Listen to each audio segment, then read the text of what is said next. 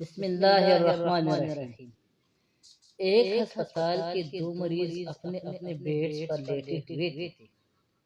ایک شخص بیٹھنے کے قابل تھا، اس کا بیڈ کھڑکی کے پاس تھا، جبکہ دوسرا شخص پورا دن اپنے بیڈ پر لیٹ کر گزارتا تھا۔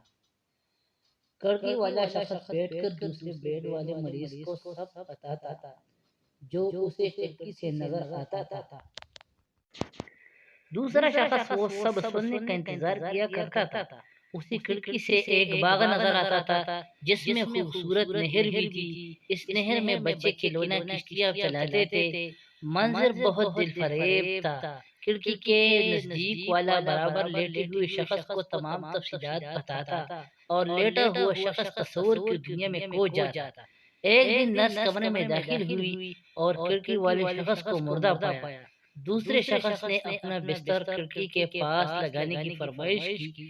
نرس نے ایسا ہی کیا اور کمرے سے چلی گئی۔ اس شخص نے کوہنیوں کے بل اٹھنے کی کوشش کی تاکہ کھڑکی سے جان سکے، لیکن اسے صرف دیوار نظر آئی۔